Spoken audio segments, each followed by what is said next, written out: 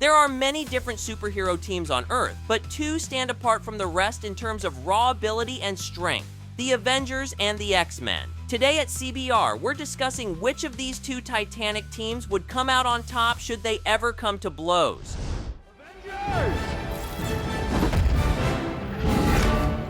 Assemble.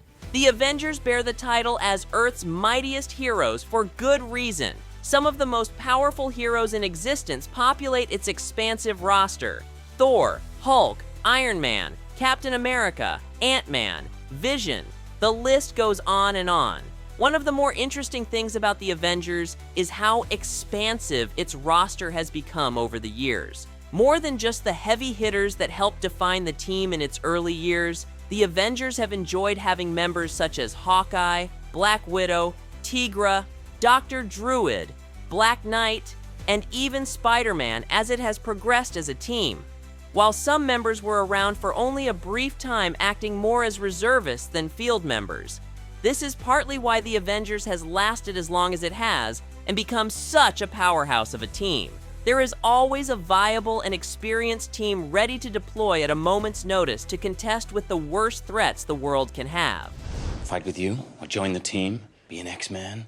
Who the hell do you think you are? You're a mutant. Professor Charles Xavier's team of superpowered mutants was formed by his desire to have a team of individuals that could defend the mutant population from those that wished to harm it. This team would also act as the vanguard against the evil mutants in the world. By balancing both of these goals, the X-Men have become one of the most experienced and battle-hardened teams on the planet. The original team of Cyclops, Jean Grey, Beast, Iceman, and Angel paved the way for all future generations to come. Members such as Wolverine, Storm, Nightcrawler, and Colossus have come to represent the team just as much as the original members, if not more so in certain regards. What makes the X-Men such an enduring team is how every generation introduces a new team of mutants who are willing and ready to join the ranks of their fellow mutants.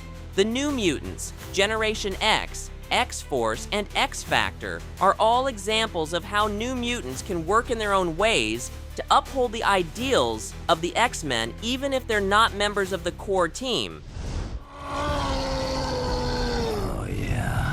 In a perfect world, superheroes wouldn't be needed. There would be no supervillains, no supercrime, and no horrific beings from beyond time and space threatening to put an end to all existence. Unfortunately, that is the world that the Avengers and X-Men live in. Worse still, despite them all being fellow superheroes, both the Avengers and the X-Men have found themselves at odds over the years. It would seem easy for one superhero to get along with another superhero simply on the merits of everyone batting for the same team. However, the sad truth is that even superheroes can have major disagreements. And sometimes these disagreements can rise to a point when the only way to reach a solution is by taking the gloves off and figuring things out, the hard way. The Avengers and the X-Men have come to blows quite a few times over the years, often over circumstances that are larger than either team.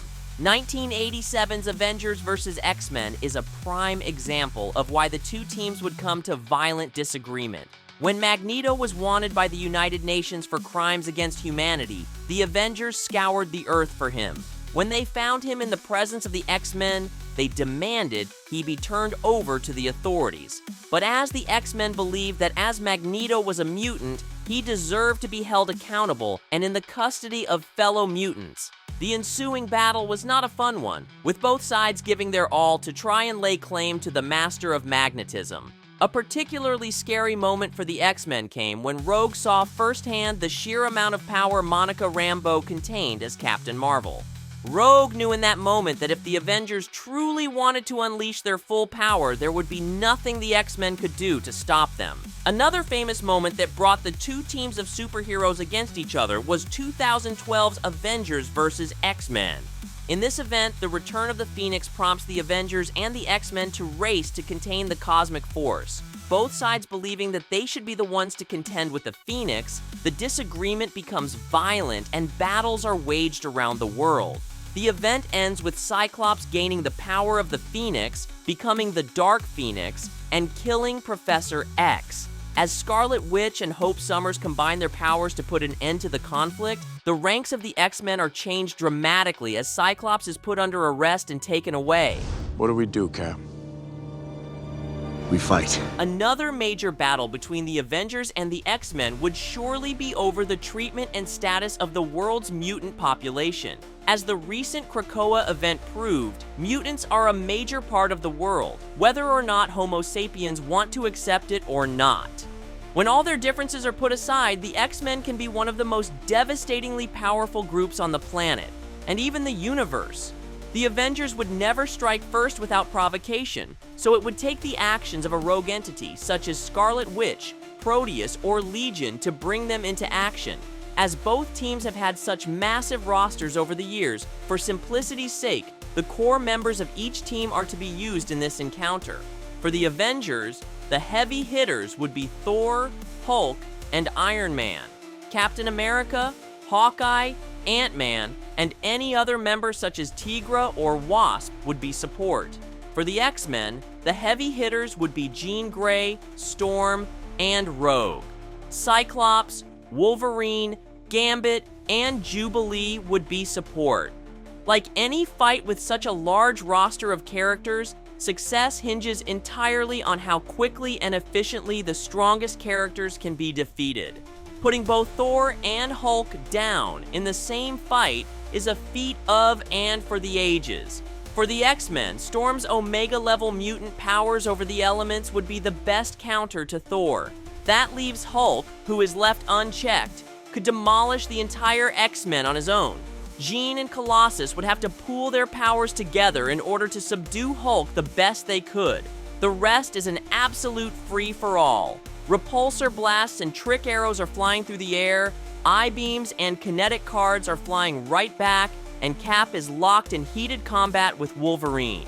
If Rogue is present, her strength, flight, and ability to sap powers would allow her to make quick work of lesser Avengers like Hawkeye. But if Scarlet Witch is present, there would be, very fittingly, sheer chaos amongst the ranks of the X-Men. The X-Men possess an astoundingly versatile roster of powers: flight, super strength, energy projection, telepathy, and elemental control. The Avengers also have an exceedingly varied amount of powers to their name too: flight, super strength, energy projection, and reality manipulation. It's hard to say this 100% of the time, but if each team brought its A game to the match, the Avengers will win more times than not. Hulk, Thor, and Scarlet Witch simply bring too much, too fast for the X-Men to contend with. Sure, they have Storm and Rogue, and sometimes Emma Frost, but in normal parameters without the Phoenix Force or extreme reality benders like Proteus or Legion, the X-Men are just outgunned in every way. Of course, this isn't a battle that's always set in stone, as Marvel's mutants have proven to be extremely versatile combatants. Are you okay with this? I forget sometimes you can read minds. Who do you think would win this fight? There have been so many new versions of each team over the years. How do you think current rosters would fare in a fight? Comment, subscribe, and as always, thanks for watching CBR.